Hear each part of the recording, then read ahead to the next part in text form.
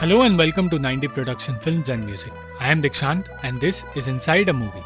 अगर आप इस चैनल पर नए आए हैं तो चैनल को सब्सक्राइब करना और बेल आइकन दबाना मत भूलना।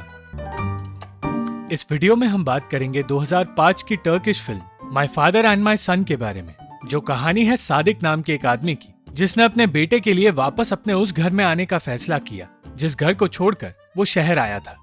1980 में सादिक नाम का एक जर्नलिस्ट इस बात से परेशान था कि उसका आर्टिकल न्यूज़पेपर में पब्लिश नहीं किया गया, पर उसे खुशी इस बात की थी कि जल्द ही उसकी पत्नी उनके बच्चे को जन्म देने वाली है।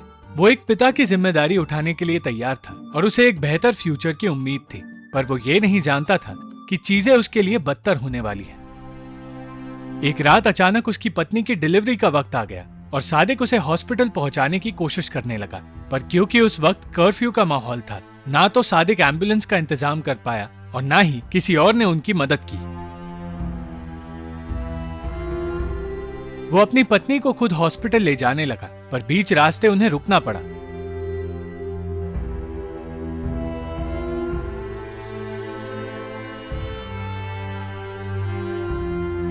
और सादिक के पास खुद डिलीवरी करवाने के अलावा कोई रास्ता नहीं बचा। अगली सुबह उसके सामने एक सिपाही आया जिसे उसने बताया कि उसका बच्चा तो बच गया पर उसकी पत्नी की मौत हो गई। सादिक को उसके पॉलिटिकल विचारों के चलते गिरफ्तार कर लिया गया और 3 साल तक उसके बेटे डेनिस को पालने के लिए सादिक ने एक औरत फातिमा को नौकरी पर रखा। सादिक की पत्नी आयसुन की मां कभी कभार डेनिस से मिलने आया करती है, पर फातिमा का कहना है कि वो सिर्फ दिखावा करती है और डेनिस को पालने का उसका कोई इरादा नहीं।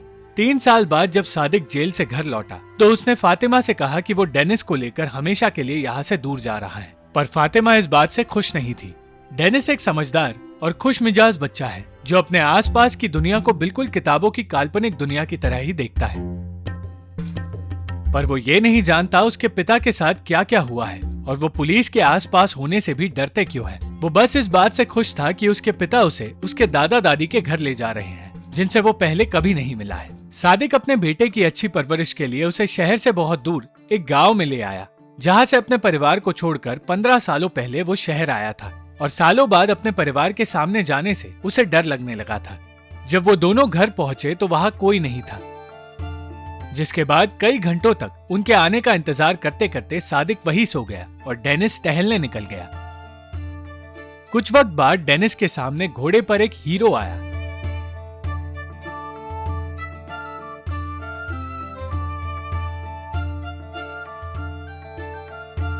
जो असल में कोई हीरो नहीं, सादिक के पिता हुसैन हैं। हुसैन अब भी अपने बेटे से नाराज थे और उसकी शक्ल भी नहीं देखना चाहते थे, पर सादिक की मां उन्हें देखकर बहुत खुश थी।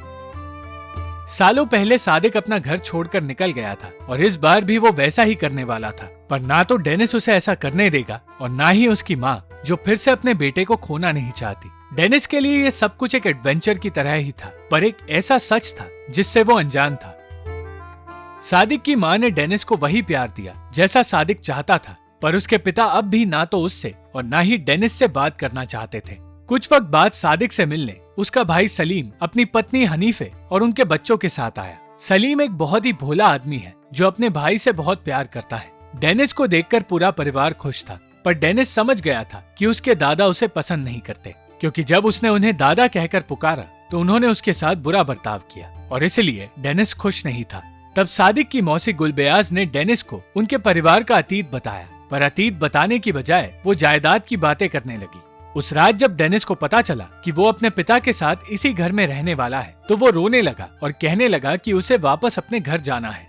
दूसरी ओर सादिक की मां ने हुसैन से कह दिया कि अगर उसने अपने बेटे से और बुरा बर्ताव किया तो वो उसे तलाक दे देगी, और कहा कि ये जानते हुए भी कि सादिक ने अपनी पत्नी को खो दिया था, इतने सालों में वो लोग ना तो अच्छे माँ बाप बन पाए और ना ही अच्छे दादा दादी।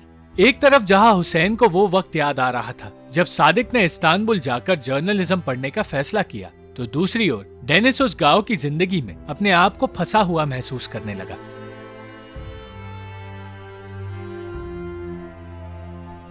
वो हुसैन को एक विलन की तरह देखने लगा था, जिसने बाथरूम के पास ही एक सीक्रेट कमरा बना रखा है और उस कमरे में कोई नहीं जा सकता। और क्योंकि वो हुसैन के डर से बाथरूम नहीं जा पाया तो उसने अपने कमरे की खिड़की का ही इस्तेमाल कर लिया।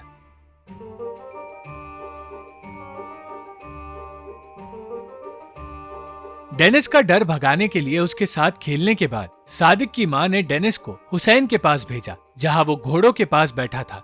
डेनिस घोड़ों के बारे में जानना चाहता था और कुछ देर तक हिचकिचाने के बाद हुसैन ने उसे अपने पास बुलाया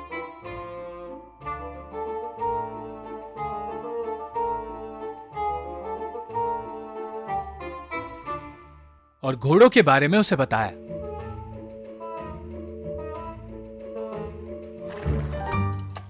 उस वक्त जब पहली बार डेनिस ने हुसैन का हाथ पकड़ा तो उसका दिल पिघल गया। जब पिछली बार डेनिस ने उन्हें दादा कहकर पुकारा था तो वो नाराज हो गए थे, पर अब उन्होंने उससे कहा कि वो सिर्फ उन्हें दादा ही कहे। और ये सब कुछ सादिक और उसकी माँ देख रहे थे।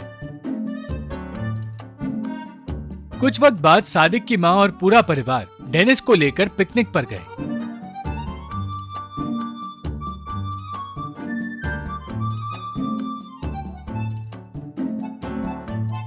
और दूसरी ओर हुसैन अपने पोते के लिए कुछ कॉमिक बुक्स खरीदने गया।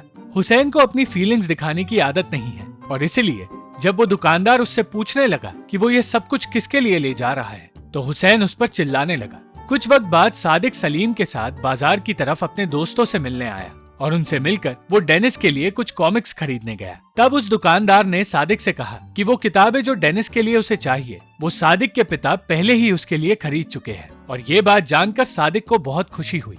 वो अपने पिता से मिलने गया और उसने उनका शुक्रिया अदा किया, पर अब भी वो सादिक से बात तक नहीं करना चाहते थे। सादिक के घर वापसी की खबर गांव के हर इंसान तक पहुंच गई, सादिक के पहले प्यार बिरगुल तक भी। वो सादिक के सामने आने के लिए सज धज कर बाहर आई, पर सिर्फ उससे बुरा बर्ताव करने के लिए। हुसैन डेनिस को वो कॉमिक्स देने गया, पर डेनिस को अपने सीक्रेट कमरे में ताक-झाक करते देख उन्होंने उससे कहा कि उस कमरे में जाने की अगर उसने कोशिश भी की तो उसे उसका गिफ्ट नहीं मिलेगा। पर डेनिस की इमेजिनेशन उसे उस कमरे के बारे में सोचने पर मजबूर करने लगी।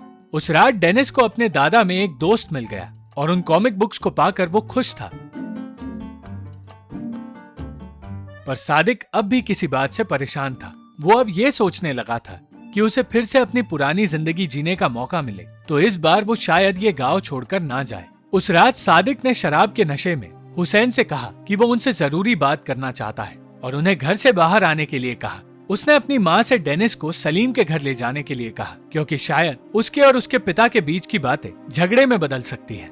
और बिल्कुल ऐसा ही हुआ। सादिक हमेशा से आजादी से अपनी जिंदगी जीना चाहता था, पर उसके पिता चाहते थे कि वो पढ़ लिख कर उनके काम को आगे बढ़ाए। पर सादिक ने अपना अलग रास्ता चुना।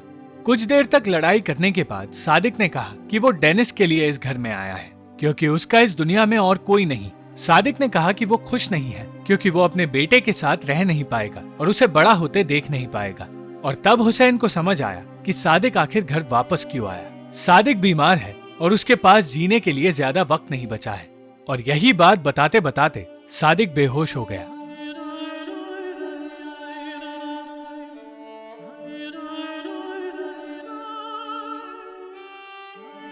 अगली सुबह हॉस्पिटल में यही बात डॉक्टर ने हुसैन को बताई और हुसैन ने डॉक्टर से हुई सारी बातें अपने परिवार को बताने का फैसला किया। उसने उन्हें बताया कि सादिक को जब गिरफ्तार किया गया था तो 3 सालों तक उसे बुरी तरह टॉर्चर किया गया था, जिस वजह से उसके फेफड़े खराब हो गए और उसे एक जानलेवा बीमारी हो गई। उसने ये भी बताया कि डॉक्टर ने कहा है कि सादिक की ज्यादा जीने की उम्मीद नहीं है। सच जानने के बाद सादिक के परिवार के लोग उसके साथ और ज्यादा वक्त बिताने लगे और हुसैन भी अपने बेटे को माफ कर उससे वो बातें कहने लगा जो वो पहले कभी नहीं कह पाया। और फिर अगले दिन उसने एक अधूरा काम पूरा करने का फैसला किया। वो बिरगुल के घर गया जिसका पति उस वक्त घर पर नहीं था और उसने उसे सादिक की बीमारी की सच्चाई बताई। वो उसे अपने साथ सादिक से मिलवाने ले आया और फिर बिरगुल ने सादिक से बात करके अपने सारे गिले शिकवे दूर किए और कहा कि उसने उसे माफ कर दिया है। और फिर कुछ दिनों बाद सादिक की मौत हो गई। सादिक की मौत का सबसे ज्यादा असर हुसैन पर पड़ा था, जो ये सोच रहा था कि 15 सालों पहले अगर वो अपने बेटे के सामने आकर उसे रोक देता और उसे गले लगा लेता तो आज शायद वो जिंदा होता। वो अपने आप को सादिक की मौत का जिम्मेदार मान रहा था और उसे कोई संभाल नहीं पाया।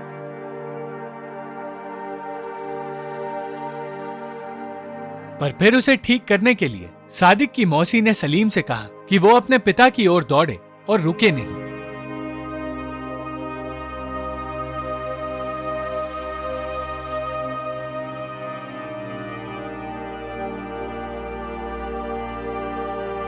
फिर उसने हुसैन को समझाया कि वो चाहे जितनी कोशिश कर ले, जाने वाले को रोक नहीं सकता। और तब हुसैन होश में आया। डेनिस अपने पिता के जाने से बिल्कुल बदल गया था और उसने बोलना ही बंद कर दिया था, पर परिवार का हर इंसान उसकी परवरिश ठीक से करने की पूरी कोशिश करने लगा।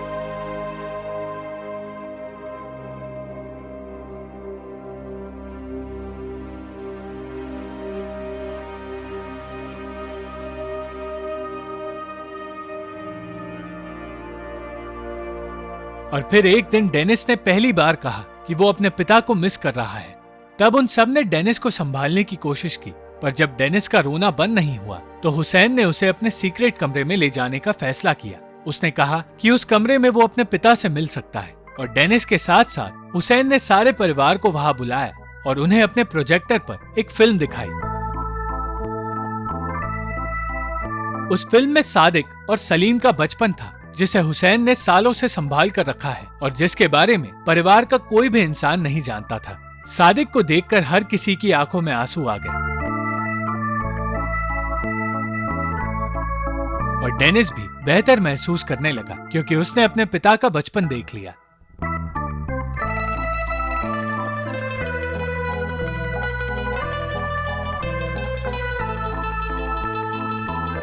हुसैन ने डेनिस को अपना कैमरा दे दिया और उससे कहा कि वो जो चाहे उस कैमरा में शूट कर सकता है। और अंत में उस कैमरा के जरिए डेनिस को उसके पिता मिल गए।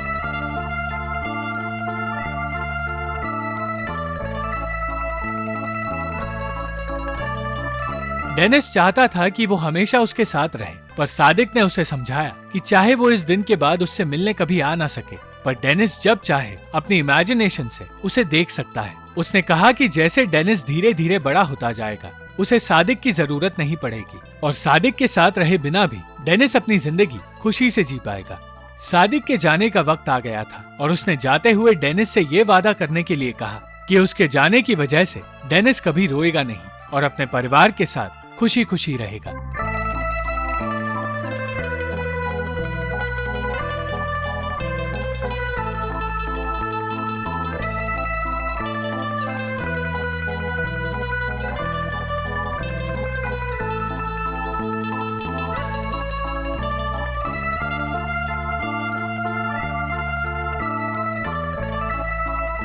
Thank you for watching the video. अगर आपको ये वीडियो पसंद आई तो लाइक, शेयर और कमेंट ज़रूर करना और चैनल को सब्सक्राइब करना मत भूलना।